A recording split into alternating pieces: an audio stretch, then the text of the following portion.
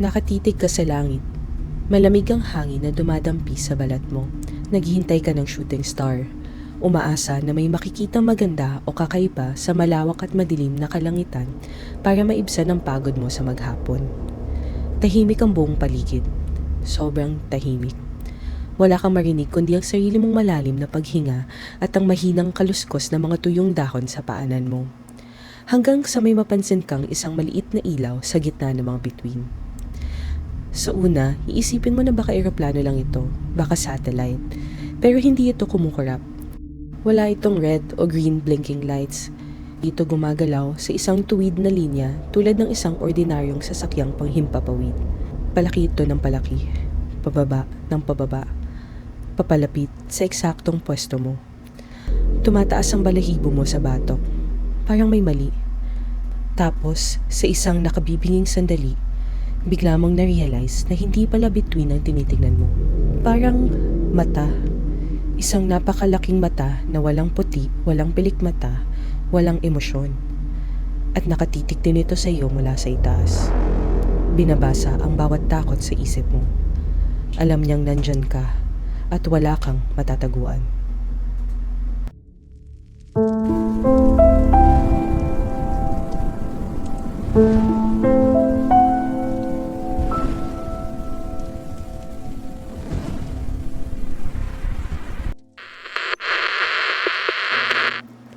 Ang mga bisita sa Matabang.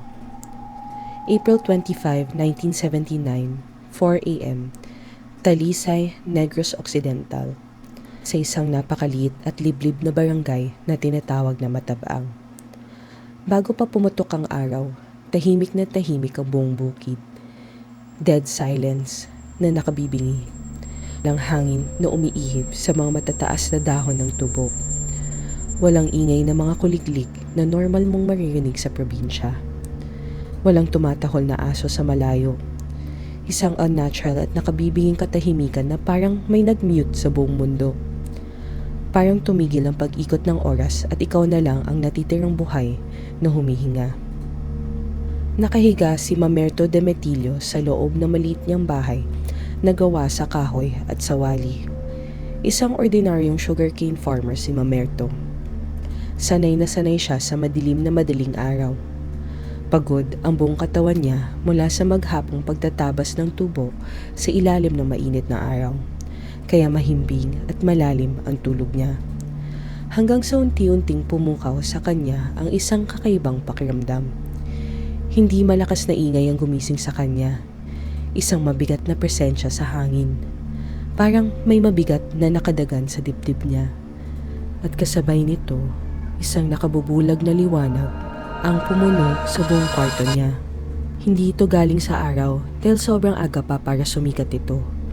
Pero yung liwanag na tumagos sa mga puwang ng sawali niyang dingding ay kasing liwanag ng tanghaling tapat. Napamulat siya.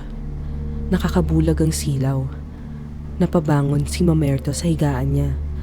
Kumakabog ang dibdib niya ng mabilis. Tumayo siya. Pinagpapawisan ng malamig at dahan-dahang sumilip sa bintana para tingnan kung ano yung umiilaw sa labas.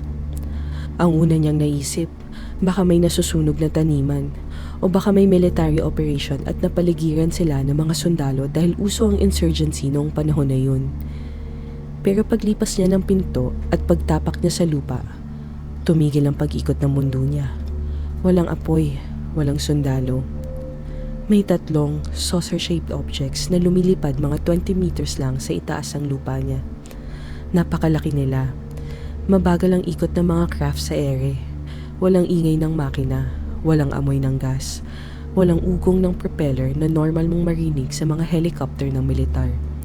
Tahimik na parang lumulutang lang sila sa hangin, defying all laws of physics and gravity. Gumagapang pababa ang mga craft papunta sa kalsada na puno ng alikabok at matutulis na bato. Nagtago agad si Mamerto. Nanginginig ang buong pagkatao niya.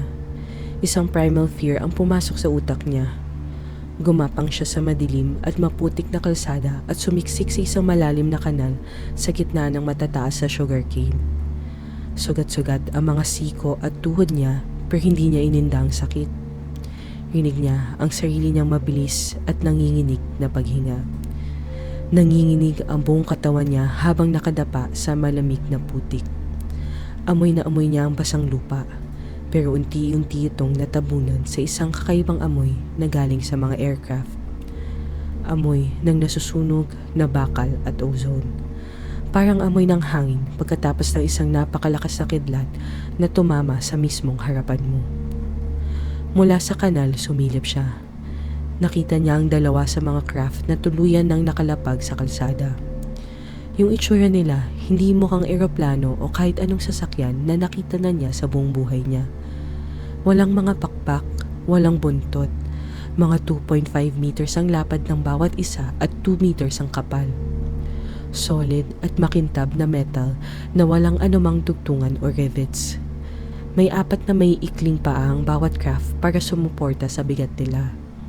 Pero ang dulo ng mga paa ay hindi gulong o landing gear. Mukha itong web feet ng itik pero gawa sa makapal at solid metal at nakabaon sa semento. Sa gilid ng craft, may mga maliliit na butas na mga 3 centimeters ang laki. Nung lumilipad sila pababa kanina, may lumalabas na asul na apoy sa mga butas na ito. Pero ngayon na nakalapag na sila, sobrang puti at matinding liwanag ang lumalabas na parang high beam headlights ng 1,000 kotse. Nakakabulag, nakakamanhid ng utak. Tapos bumukas ang pinto. Walang tunog ng bakal na nagkikiskisan. Walang hydraulic hiss na parang sa mga bus o eroplano. Ang pinto ay parang natunaw lang papasok sa dingding ng craft at may bumabang isang maikling hagdan. 6 na nilalang ang lumabas sa malamig na hangin ng madaling araw. 2 mula sa bawat craft. Pagtingin ni Mamerto mula sa likod ng mga tubo, nanlaki ang mga mata niya at halos matigil ang pagtibok ng puso niya. Higit 2 meters ang tangkad ng mga ito. Higante kung ikukumpara sa ordinaryong Pilipinong magsasaka. Nakasuot sila ng makintab na gray rubberized suits na hapit sa buong katawan nila. Meron silang makakapal na brown belt sa bewang nila na may mga nakasabit na hindi pamilyar na kagamitan. Nakasuot sila ng black gloves na abot hanggang siko at heavy black boots. Ang mga ulo nila ay nakatago sa loob ng malalaking opaque helmets na parang walang leeg. Ang tanging nakikita lang ni Mamerto ay ang mga mata nila sa likod ng madidilim na visor. At may dala silang mga puting bagay na hugis rectangle na may barrels na mukhang baril. Mga advanced na armas na hindi niya maintindihan kung ano ang kayang gawin. Pero ito ang pinaka nakakatakot na detalye para kay Mamerto. Ang galaw ng mga nilalang. Bawat hakbang nila, pababa ng hagdan, sobrang bagal. Pati ang paggalaw ng kamay at braso nila, parang nahihirapan silang iangat. Parang mabigat ang hangin para sa kanila. O parang naglalakad sila sa ilalim ng napakalalim na tubig. Malinaw na hindi sila sanay sa gravity natin. Parang nilalabanan nila ang sarili nilang bigat sa bawat segundo ng pagtayo nila sa mundo natin. Gumawa sila ng bilog sa gitna ng kalsada. Nakatayo lang sila doon sa ilalim ng maliwanag na ilaw ng kanilang mga barko. Nag-uusap-usap sila pero walang naririnig si Mamerto. Kahit isang bulong wala, kahit isang tunog ng mabigat na sapatos na kumakaskas sa semento at bato, wala. Telepathy ba ito? Diretso ba sa utak ng isa't isa ang komunikasyon nila? Pinapanood niya ang mga higanting ito sa loob ng 15 minutes na pakiramdam niya ay isang buong habang buhay na matinding kaba. Nakadapa lang siya sa putik. Hindi na halos humihinga. Takot na baka bigla silang lumingon sa direksyon ng kanal, itutok ang mga rectangular na armas nila at makita siya. Paglipas ng 15 minutes, dahan-dahan silang sumakay pabalik. Paatras, walang nagmamadali, walang tumatakbo. Parang tapos na ang misyon nila. Sumara ang pinto na parang natunaw ulit ang bakal pataas. Walang naiwang bakas sa makinis na hull ng barko. Umangat ang mga craft ng 20 meters pataas nang walang kahit anong ingay at bigla na lang silang nawala sa paningin niya na parang pinatay na ilaw. Isang iglap lang, wala na sila. Walang naiwang usok, walang naiwang tunog. Nung sumikat na ang araw at sigurado na siyang ligtas na siya, bumalik si Mamerto sa kalsada. Nanginginig pa rin ang mga tuhod. Nandoon ang ebidensya, hindi siya nabaliw. May nakita siyang malalalim na marka sa lupa. Nakabaon ng 5 cm sa matigas na kalsada ang mga web feet ng craft. At may mga malalaking bakas ng sapatos sa alikabok na 25 hanggang 30 cm ang haba. Nandito sila, naglakad sila sa sarili nating lupa. Ang hindi niya alam, may mas nakakakilabot na nangyari ilang linggo lang bago ang encounter ni Mamerto. May 3, 1979. Gabi na sa radio control tower ng Talisay Silay Milling Company. Ang mga operators ay nagbabantay ng komunikasyon para sa mga truck ng tubo na bumabiyahe sa mga madidilim na highway sa kalagitnaan ng gabi. Tahimik ang frequency, mga static lang paminsan-minsan. Hanggang sa may pumasok na boses sa radyo. Walang tunog ng pag-click ng microphone bago magsalita na normal na naririnig pag may gumagamit ng two-way radio. Isang boses lang na biglang umalingaw-ngaw sa buong control room, pumuputol sa katahimikan. Isang boses na monotone, walang emosyon at walang tunog ng paghinga, wala ding accent. Sabi ng boses sa tuwid at malamig na English. "Hey Joe, we need help. Please get the trailer in the woods." Paulit-ulit itong nag-play sa radio. "Hey Joe, we need help. Please get the trailer in the woods." Narinig ito ng maraming truck driver sa bukid na may mga radyo sa sasakyan nila. Nagsitaasan ng mga balahibo nila. "Hey Joe, we need help. Please get the trailer in the woods." Imagine, mag-isa ka lang sa madilim na kalsada, gitna na walang hanggang tubuhan, walang streetlights, tapos marinig mo yun. Isang boses na nag-uutos sa'yo na pumasok sa madilim na gubat. Sabi ng isang driver sa official investigation, hindi tunog tao ang boses na iyon. Parang mahina na nagbabasa ng script na hindi niya naintindihan, sinusubukang gayahin ang pananalita natin. Paano nila nalaman ang tawag na "Hey Joe"? Isang lumang slang na ginagamit natin sa mga banyaga. May nag-oobserba ba sa atin mula sa itaas? Inaaral ba nila ang mga salita natin? Ang mga tawagan natin, nakikinig sa mga radio frequencies natin para subukang makipag-usap? O mas malala, para linlangin tayo at papuntahin sa gitna ng madilim na kakahuyan para maging biktima na hindi natin nakikita? May mga drivers kaya na sumunod sa boses na yon at hindi na nakabalik? Ang kabibe sa Ormoc. Umaga sa Valencia Elementary School sa Ormoc City, Leyte. Grade 5 ka. Maingay ang mga kaklase mo dahil naghahanda para sa flag ceremony. Rinig mo ang tawanan ng mga bata, ang pagtakbo nila sa koridor, ang pagkalampag ng mga lumang kahoy na desk. Amoy floor wax ang classroom at sariwang hangin mula sa labas. Isang napaka-ordinaryo at ligtas na kapaligiran. Inutusan ka ng teacher mo, kasama ng 3 mo pang kaklase. Kumuha daw kayo ng tubig sa sapa na malapit sa open field sa likod ng eskwelahan para pandilig ng mga halaman sa garden project ninyo. Normal na araw lang dapat ito, isang boring na Friday morning. Nagtatawanan kayong 4 habang naglalakad papunta sa sapa, bit-bit ang mga basyong plastic na balde. Mainit ang sikat ng araw sa balat mo. Rinig ninyo ang pag-agos ng tubig sa mga lumot na bato mula sa malayo. Pagdating nyo sa sapa, lumusong kayo ng kaunti.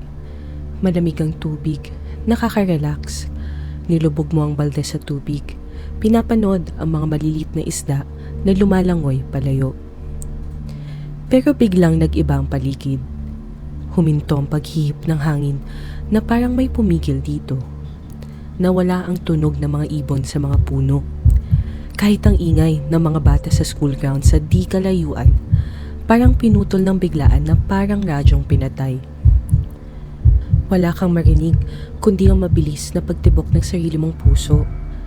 May isang napakalaking anino na dahan-dahang tumakip sa araw, nagpapadilim sa buong sapa at sa mga mukha ng mga kaklase mo. Tumingala kayo.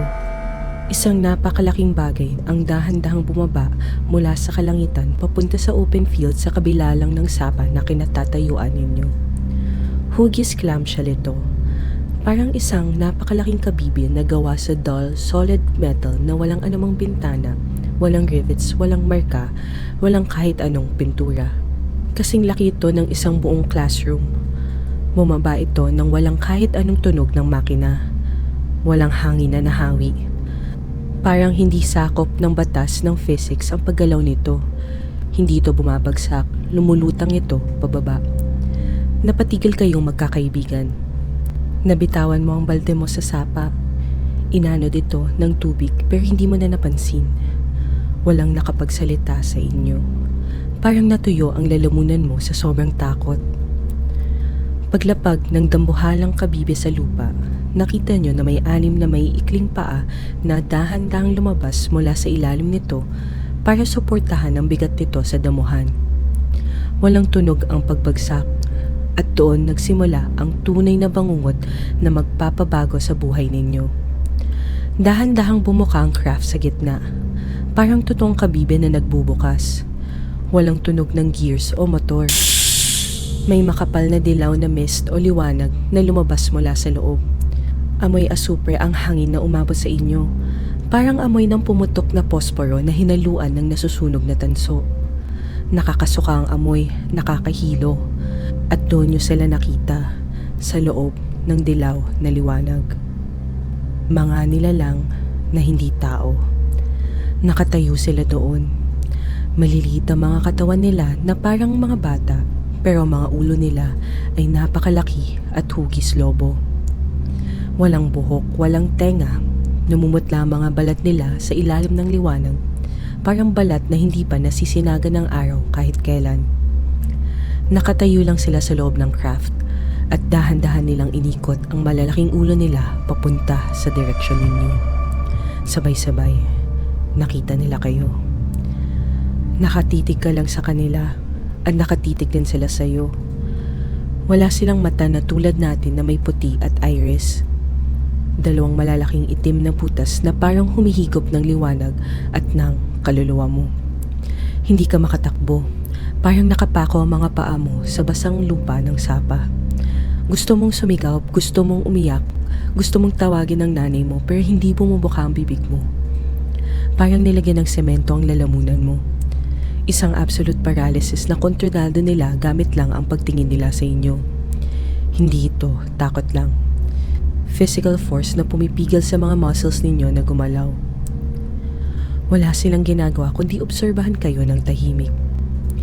Pero nararamdaman mo sila sa loob ng utak mo. Parang may malamig na daliri na nangangalkal sa isip mo. Parang sinaskan nila ang buong pagkatao mo. Nakikita mo ang mga flashes ng sarili mong alaala na mabilis na nagpe-play sa isip mo na parang pelikula. Kinukuha nila ang impormasyon mo nang walang pahintulot.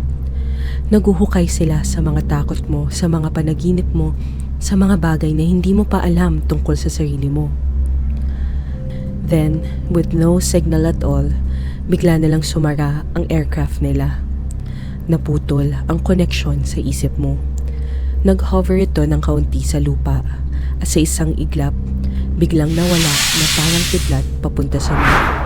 Wala man lang sonic boom at walang hangin na naiwan. Nawala lang na parang guni-guni mo lang o isang masamang panaginip na pinutol. Bumalik ang ingay sa paligid, ang tibok ng puso mo na parang sasabog sa dibdib mo. Ang lakas ng agos ng tubig sa sapa. Napaupo kayo sa lupa sa sobrang panginginig ng mga tuhod ninyo. Nagsimula kayong umiyak ng malakas. Umiyak kayo hanggang sa dumating ang mga teachers ninyo para hanapin kayo dahil matagal kayong nawala. Pero ito ang hindi alam ng marami na mas nagpapabigat sa kasong ito. Kung sobrang tahimik sa sapa, may isa namang napakalakas na tunog na umalingaw-ngaw sa buong school ground sa kabilang side ng building. Isang tunog na parang napakakapal na bakal na pinupulit gamit ang 2 kamay na naririnig ng lahat ng teachers sa students. Kahit yung mga bata na malayo sa sapa, napatigil sa paglalaro at napatingin sa direksyon ninyo Dahil doon sa nakabibinging tunog na yon.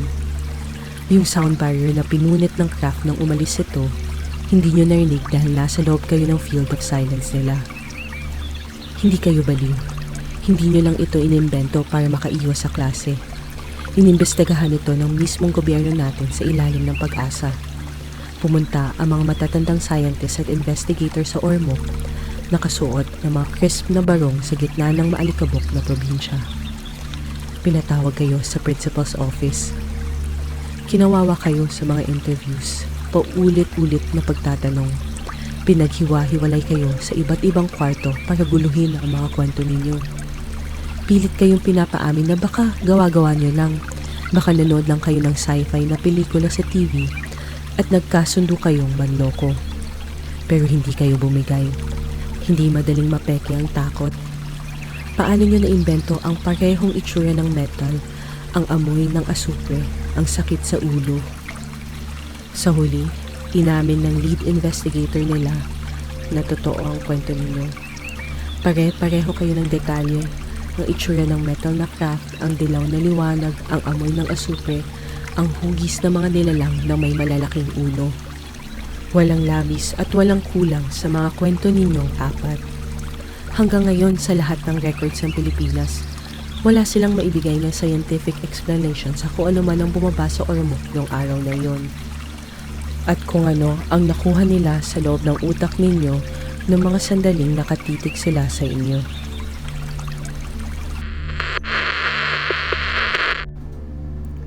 Ang higante sa Clark at Subic. Iwanan muna natin ang mga inosenteng sibilyan sa mga bukid at eskwelahan.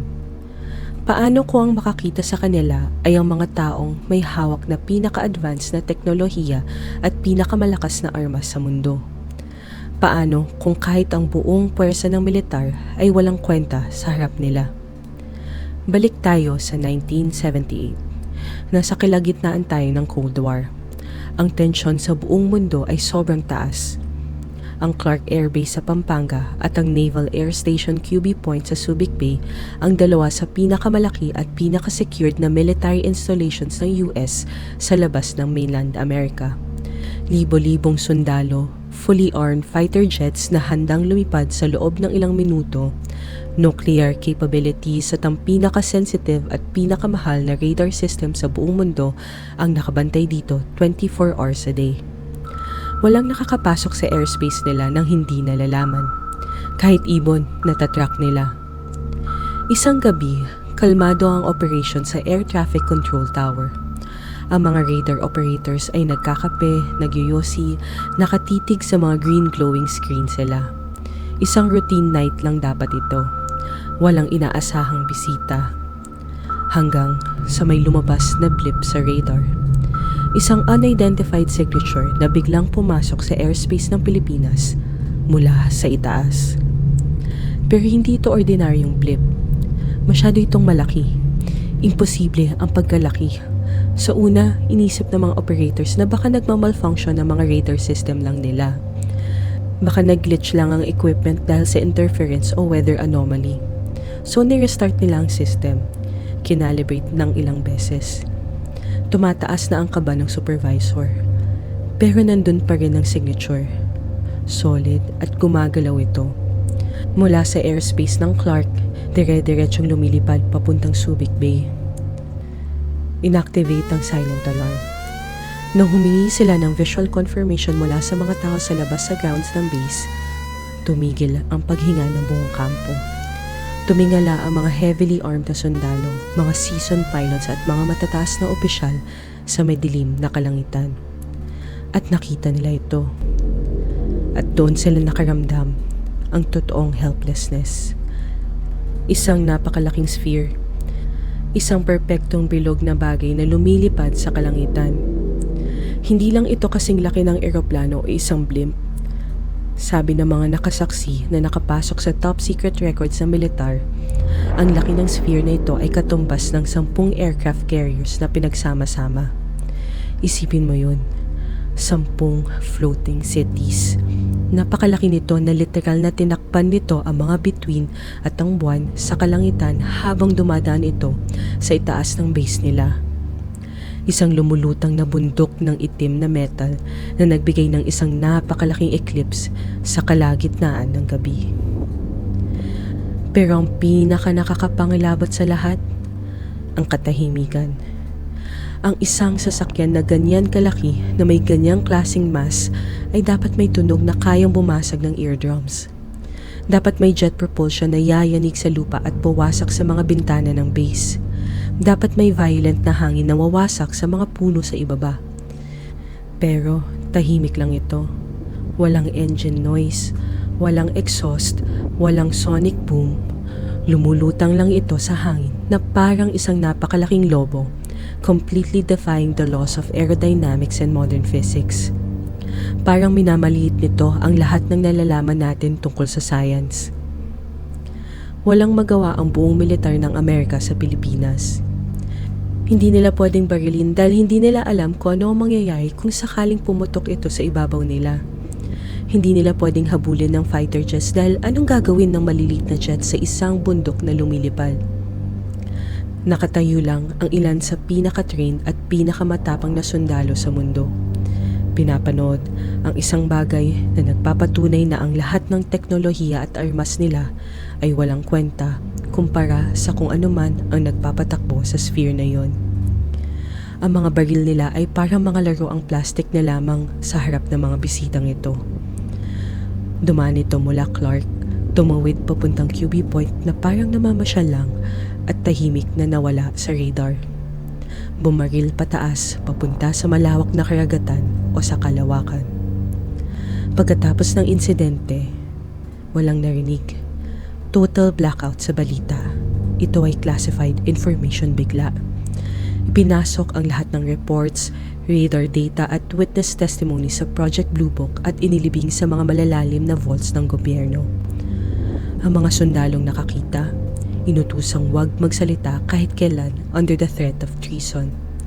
Dahil paano mo ipapaliwanag sa publiko, sa mga tao na nagbabayad ng buwis para protektahan sila, na may isang bagay na kayang pumasok sa pinaka-secured na base ninyo anumang oras nila gustuhin at wala kayong magagawa para pigilan ito.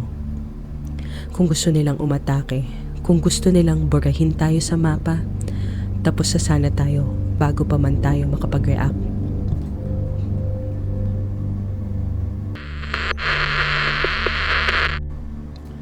Ang ilalim ng Romblon Triangle. Sa tuwing pinag-uusapan ng mga UFO, madalas tayong nakatingin sa langit, nag-aabang sa mga bituin. Pero minsan ang pinaka-nakakatakot na banta ay hindi nanggagaling sa itaas, kundi mula sa napakalalim, napakalamig at madilim na ilalim ng karagatan kung saan hindi abot ang liwanag ng araw. 2:00 ng madaling araw. Nasa gitna ka ng Sibuyan Sea. Isa ito sa pinakamalalim na bahagi ng Pilipinas. Naglalayag ang sinasakyan mong lumang Roro passenger ship papuntang Romblon. Nakasandal ka sa malamig na bakal ng deck railing. Hindi ka makatulog sa loob ng cabin mo dahil sa init at sa ingay ng mga naghihilik na pasahero. Kaya lumabas ka para magpahangin mag-isa. Malamig ang hangin na humahampas sa mukha mo. Rinig mo ang malakas at pantay na ugong ng diesel na makina ng barko na bumabasag sa mga alon. Sanay ka sa biyaheng ito, alam mo na ilang oras na lang, dadaong na kayo at makakauwi ka na. Hanggang sa biglang namatay ang makina. Namatay ang lahat ng ilaw, total blackout sa buong barko. Nawala ang ugong na nagbibigay sa iyo ng peace of mind.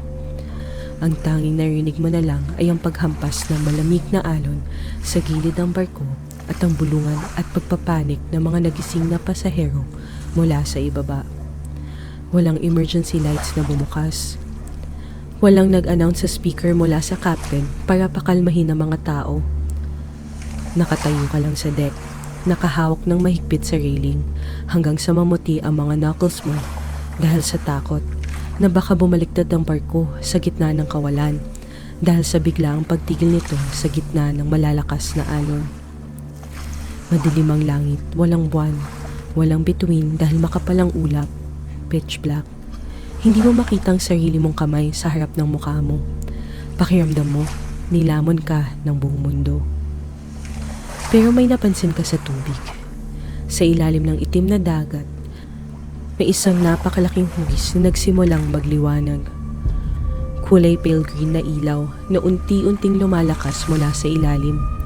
Sa una, inisip mo na baka bioluminescence lang ito. Mga maliliit na isda o plankton na umiilaw sa gabi na nadidisturb ng barko ninyo. Minsan kasi nangyayari yun. Pero hindi ito yun eh. Isa itong solid na bagay at napakalaki nito. Kasing laki ng 3 basketball court na pinagsama-sama. Nasa ilalim ito ng tubig, baka 50 meters down, pero kitang-kita mo ang perfect geometric outline nito. Isang perpektong triangle na umiilaw sa kailaliman ng Sibuyan Sea.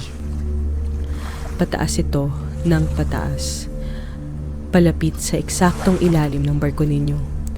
Nagsimulang manginig ang bakal na inaapakan mo.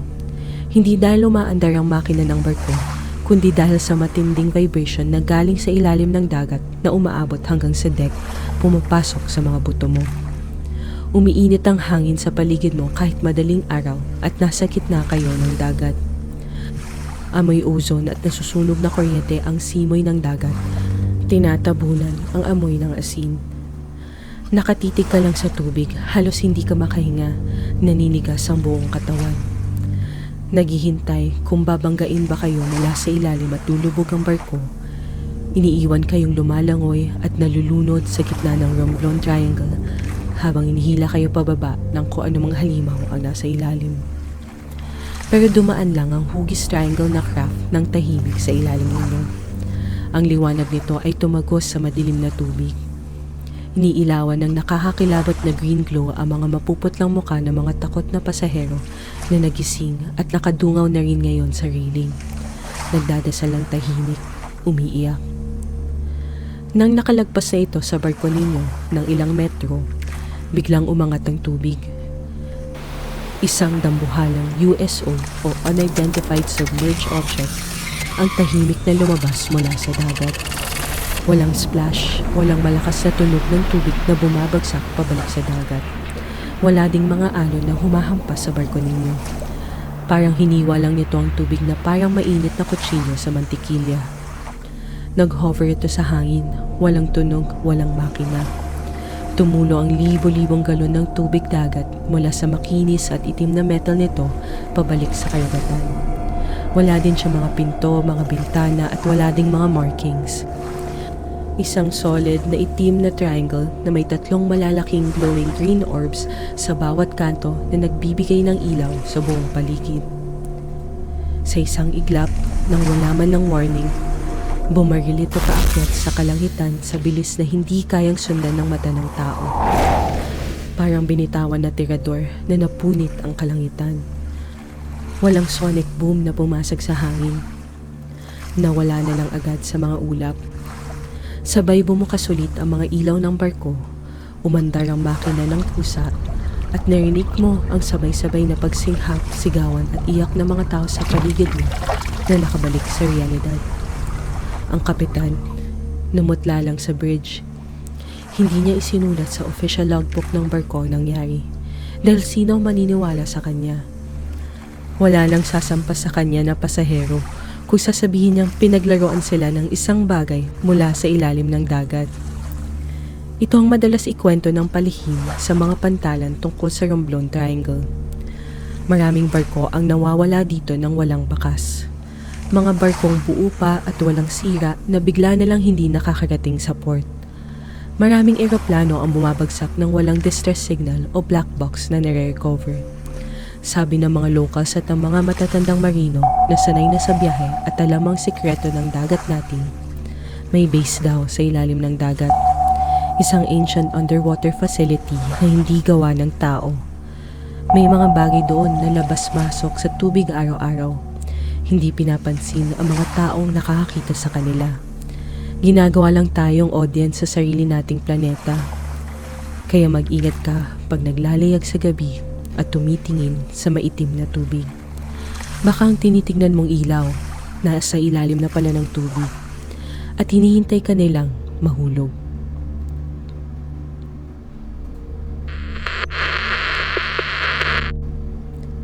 Ang pula at malalaking mata sa Iloilo. September 22, 2010. Barangay Lawigan, San Joaquin, Iloilo. Gabi na sa beach. Madilim ang paligid dahil walang masyadong streetlights na umaabot sa mismong pampang. Ang tanging liwanag lang ay galing sa mga poste sa kalsada na malayo na sa tubig. Amoy maalat na dagat ang hangin. Humahalo sa pamilyar na amoy ng sinunog na tuyong dahon at kahoy mula sa mga bahay-bahay. Rinig mo ang malakas at kalmadong paghampas ng alon sa buhangin. Pabalik-balik, isang nakaka-relax na tunog. May ilang high school students at mga bata na naglalaro pa rin malapit sa dagat. Nagkukwentuhan at nagtatawanan pagkatapos ng hapunan. Ordinaryong gabi para sa mga taga-Lawigan. Ligtas ang pakiramdam nila sa sarili nilang lugar dahil kilala nila ang bawat kapitbahay nila. Walang masamang nangyayari dito. Walang pumupuntang estranghero nang walang pasabi. Hanggang sa may napansin na isang bata sa isang grupo. May tumuro sa dilim. May mga anino na nakatayo sa parting mababaw ng tubig na humahampas sa pampang. Mga hugis na hindi dapat nandoon sa ganoong oras ng gabi. Hindi lang isa, hindi dalawa. 7 matatangkad na nilalang ang nakatayo sa beach facing the ocean.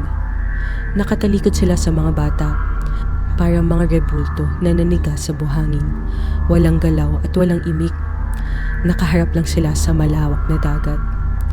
Lumapit ng kaunti ang mga teenager para tignan kung sino ang mga ito. Baka mga dayo lang na mangingisda na naligaw at nasiraan ng bangka sa laot at humihingi ng tulong. O baka naman mga turista na naghahanap ng night resort at hindi alam ang daan pa uwi. Pero habang lumalapit sila at unti-unting nasisinagan ng kaunting liwanag ng buwan na tumatagos sa mga maninipis na ulap ang mga hugis na ito, tumigil ang tawanan ng mga bata. May maling-mali. Hindi sila nakasuot ng damit. Wala silang saplot. Ang balat nila ay parang maputlang kulay abo na kumikintab dahil sa basahan ng dagat. Parang balat ng patay na isda na inahon mula sa ilalim ng dagat at nabilad ng matagal. Sobrang lalaki na mga kalbo nilang ulo na out of proportion sa mga katawan nila. Parang mababali ang leg nila sa bigat nito. Wala silang buhok at wala din silang mga tenga. Payat na payat ang mga katawan nila. Kitang-kita ang mga buto sa likod at ang mga braso nila ay sobrang haba na halos umabot na sa mga tuhod nila kahit nakatayo sila ng tuwid. Napatigil ang mga bata. Parang may pumindot ng pause button sa mundo. Naramdaman nila ang matinding kilabot mula sa botok pagbaba sa spine nila. Isang primal instinct na nagsasabi na nasa panganib sila at kailangan nilang tumakbo palayo agad. Tapos, dahan-dahang lumingon ang 7. Sabay-sabay silang lumingon sa mga bata nang walang anumang ingay. Parang iisang isip lang nagkokontrol sa kanila. At ang pinaka nakakatakot na makikita mo sa buong buhay mo ay bumungad sa kanila. Ang mga mata nila, hindi ito ordinaryong mata ng tao. Hindi ito mata ng aso o pusa na nagre-reflect lang ng liwanag pag natamaan ng flashlight sa gabi. Ang mga mata ng 7 nilalang na ito ay malalaki, sumasakop sa halos kalahati ng mukha nila at kulay pula. Kumikinang sila sa dilim mula sa sarili nilang liwanag. Sila mismo ang naglalabas ng pulang liwanag na parang nagbabagang uling na nakatanim sa bungo nila. Tumatagos sa dilim ng gabi, naghahanap ng kaluluwa. Nakatitig ang 7 nilalang sa mga bata. Hindi sila umaatake. Wala silang hawak na armas. Nakatayo lang sila doon sa buhangin at walang korap na pinagmamasdan ng mga tao. Nag-aaral sa reaksyon nila, parang inaaral ang takot nila. Nabasag ang katahimikan nang sumigaw sa matinding takot ang isang bata. Nagsigawan silang lahat at nagkanya-kanyang takbo pabalik sa mga bahay nila na umiiyak. Nadadapa sa buhangin sa pagmamadali, sumisigaw ng tulong sa mga magulang nila hanggang maubos ang boses nila. Nagkagulo ang buong barangay. Nagsilabasa ng mga matatanda, mga tatay na may dalang mga matutulis na itak, mabibigat na flashlight at harpoon para tingnan kung sino ang mga dayo na nananakot sa mga anak nila. Handa silang pumatay para protektahan ang pamilya nila. Pagdating nila sa beach, handa na sana silang sumugod. Pero huminto silang lahat na parang nakabangga ng pader. Nakita rin nila ang 7 nilalang. 7 pares ng malalaking pulang mata na nakatitig pabalik sa kanila mula sa dilim ng gabi. Kahit anong tapang ng mga kalalakihan ng lawigan, kahit sanay silang pumatay ng ahas o baboy ramo, walang nakalapit. Walang sumubok na umatake o maghagis kahit isang bato. Isang aura ng matinding takot at paralyzing dread ang nakabalot sa buong beach. Parang may psychic pressure na pumipigil sa kanila na gumalaw o mag-isip ng tama. Bago pa man may makagawa ng hakbang o makapagsalita ng kahit isang salita, dahan-dahan umatras ang 7 nilalang papunta sa tubig. Hindi sila tumalikod para lumangoy. Nakaharap pa rin sila sa mga tao, nakatitig. Naglakad lang sila pabalik sa karagatan ng dahan-dahang lumulubog sa tubig mula paa hanggang tuhod, hanggang leeg, hanggang sa tuluyang nilamon ang mga nagliliwanag na pulang mata nila ng kadiliman ng dagat. Buong community ang nakakita. Hindi ito kwento ng isang lasing na naglalakad mag-isa galing inuman at gawa-gawa lang. Sumpa ng lahat ng mga residente doon na wala pa silang nakitang ganitong klaseng nilalang sa buong buhay nila at sana hindi na maulit pa kailanman. Hindi ito folklore. Walang kwento ng aswang, tikbalang o kapre sa buong history ng Panay Island na tumutok ba sa malalaking kalbong ulo at nagliliwanag na pulang mata ng mga bisita na galing sa dagat. Dahil sa matinding takot, nagstay on high alert ang buong barangay ng Lawigan ng maraming taon pagkatapos ng insidenteng iyon. Pagkagat ng dilim, sinasara agad ang mga pinto at bintana, nilalak ng mahigpit. Walang lumalapit sa beach paggabi, kahit mga matatapang na mangingisda. Natatakot sila na baka isang gabi, umahon ulit ang 7 nilalang mula sa malamig na tubig. At sa pagkakataong ito, hindi lang sila manonood sa pampang. Baka maglakad sila papunta sa baryo. Baka kumatok sa mga pinto nila.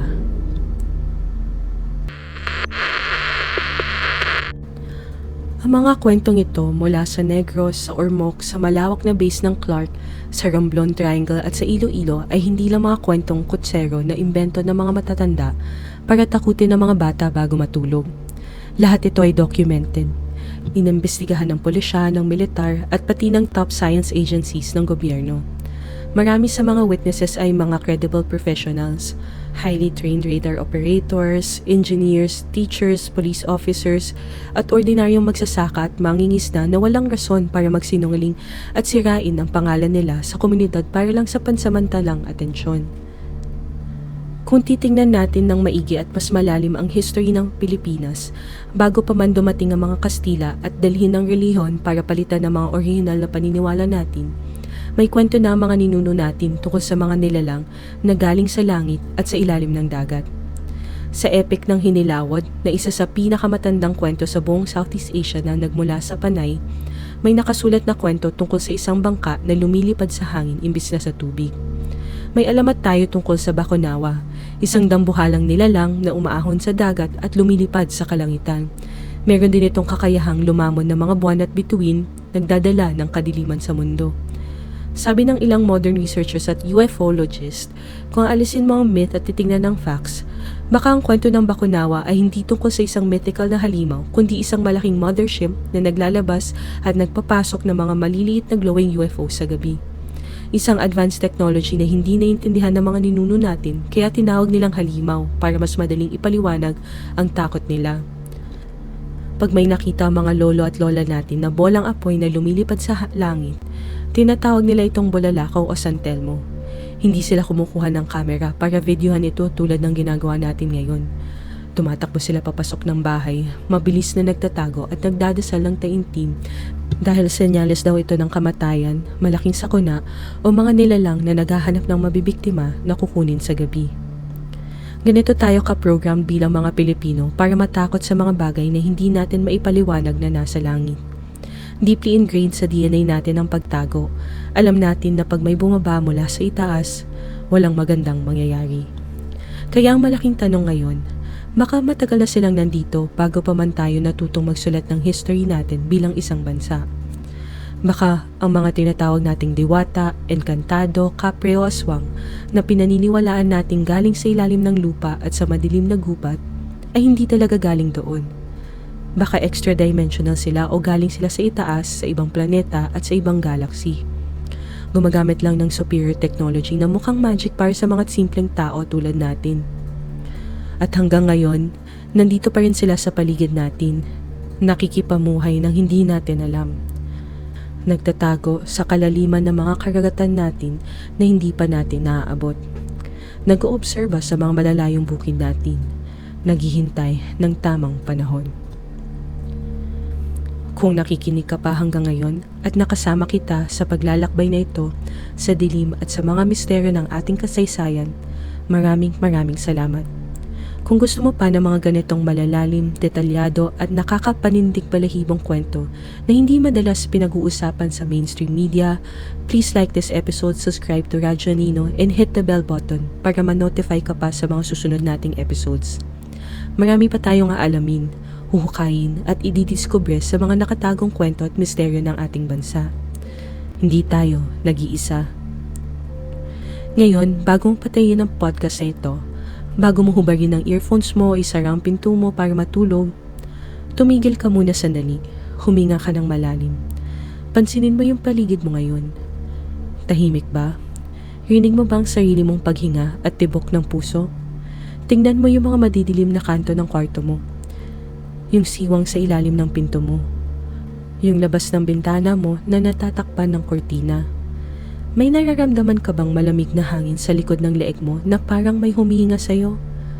Kahit anong mangyari, huwag kang lilingon sa likod mo. Baka may nakatingin din sa'yo mula sa dilim. At kanina ka pa pinagmamasdan habang nakikinig ka sa kwentong ito.